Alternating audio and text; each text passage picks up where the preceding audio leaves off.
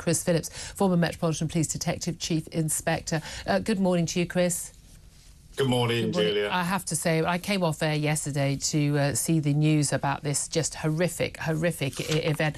It was, again, as is often the case in the early minutes of these and even hours of these sorts of crimes, just trying to put information together. Is it a nursery? Is it a gym? What is this happen? How old are the children? How many people have been killed and stabbed? And the whole thing was horribly confused for a long time. But what we do know now is just shockingly 2 young children killed. We believe all of those children, all the children involved were girls at this Taylor Swift dance and yoga club. 11 children in total stabbed, as well as those killed, including 11 stabbed, including 9 children. 6 children and 2 adults still in critical condition. We have a photograph that's been released this morning of one of those teachers at that dance studio who is in critical condition with her injuries. 35-year-old Leanne Lucas, who was actually hosting that class and is believed, along with her colleague, to have actually attempted to save the children from the masked knife man. In terms of the police inquiries on this, Chris, we've been given a statement last night about a 17-year-old who was basically, chased down by actually members of the public who I believe apprehended him rather than the police. A hooded man who'd got out of a taxi, didn't pay the taxi, travelled from home, and just walked straight in an open door and started stabbing these children, according to witnesses. What will the police inquiries be? What will the lines they be looking at? Because so far they have said they do not know what the motive is. Well, and that's the thing, really, isn't it? It's all about motive. I mean, what motive could you possibly have to kill children, attack children? And the fact that it seems to be so deliberate that he specifically went to that location, the taxi driver will be able to give a great deal of information, but he seemed to go specifically to that location, and that's one of the questions that will be asked. Between where he lives and that dance studio, there are hundreds of other locations. Why did he choose that? And what's the rationale behind it? So these are things that really only the suspect can answer, and he will be questioned when all the evidence and the forensics are put together, so that they can get just some idea as to what his mindset was like. What is this all about? And it's important to know why things happened, in the hope that you can, try and get justice, but also so you can help prevent things happening again. Now, I think a lot of us, you hear about a mass stabbing targeted like this, your first thought is going to be that it's a terror attack. Now, very early on, the police said they do not believe there was a terror motive. How are they able to rule that out so quickly?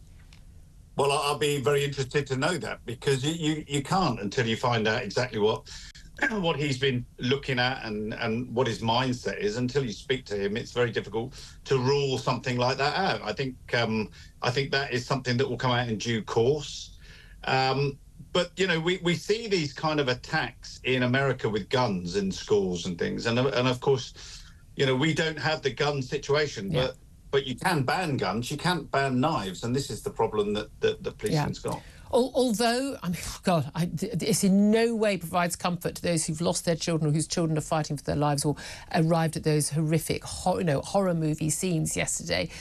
I don't think any parent would ever get over that, even if their child survived physically that attack. But it's no comfort to them. But the thing about guns is you can kill a lot more people very, very quickly. At least he was able to be stopped at this point. I mean, again, no comfort to those parents. But in the statement we had from the police, a lot of people are very wary of what the police say about these sort of killings now. Again, ruling out terror very quickly. We were told that this boy, again, we think a boy, I'd say youth, 17, 17, you're almost a man, I'm sorry. I've got a 17-year-old, they're not little kids. So there's this 17-year-old who's a suspect and not been charged with anything, but is arrested on a murder and attempted murder charges.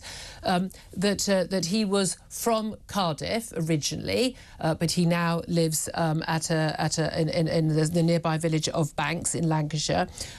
It later emerged overnight, basically, late last night, that actually, and I don't know whether this is relevant or not, that his parents were Rwandan immigrants.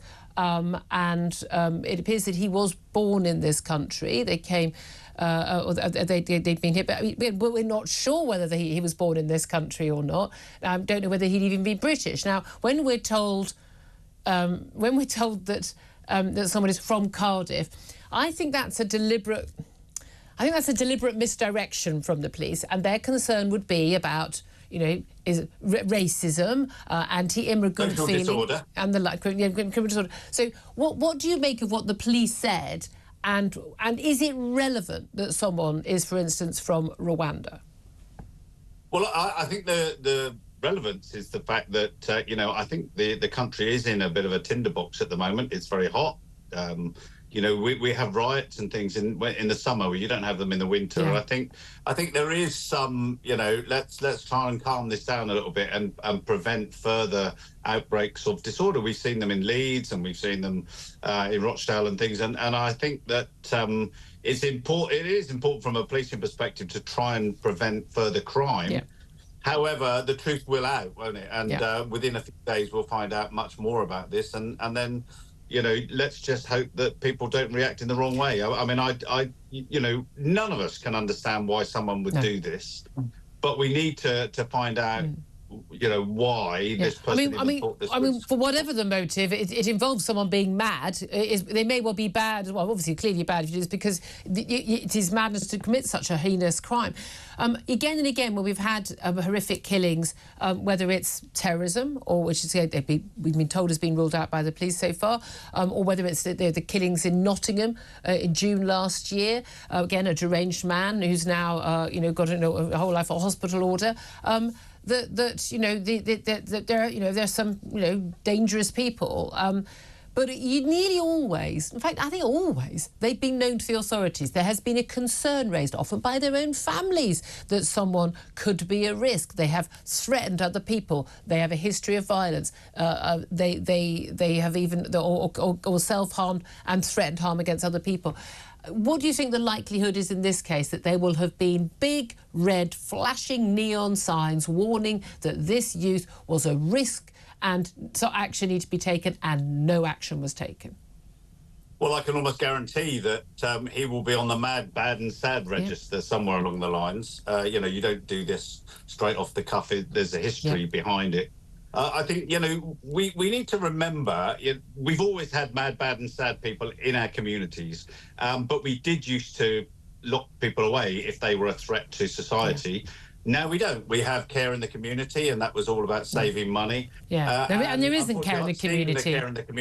Go wrong many times. But also, it just doesn't. There isn't care in the community, and we know an awful lot of the workers who are supposed to help these people are working from home now. They're not actually seeing these people. And we know. Look, we've got an ongoing issue. We've got all these people who are in prison, an awful lot of them with mental health problems and a history of violence, being shipped out of prison early on release. The probation service is already overwhelmed. We're going to have a whole spate of more dangerous people out on our streets, and a risk to themselves and a risk to others, which is a concern. What can you say to parents who saw this story yesterday, who've been reading about it in the papers today, who are, you know, this morning, and I did this for years, you know, you take your kid to school or to nursery, or you take your kid out, you know, we used to go to like a sports club and you drop them off, hey, have a lovely day, oh, don't forget your sandwiches, and, you know, I'll pick you up at 4 or whenever, and just, you know, expecting the worst thing that happens to them is a grazed knee. That's the worst thing. But having to worry about their kids' safety, I mean, how worried should we be? Well, I mean, we do live in a much more violent society now, and people are jumping to violence much more quicker. We've seen just in the past couple of weeks that in reality, and the police have to deal with that. How do you deal with this as a parent? Well, you know, we don't want to lose kids' innocence, but we do have to take some precautions, I suppose.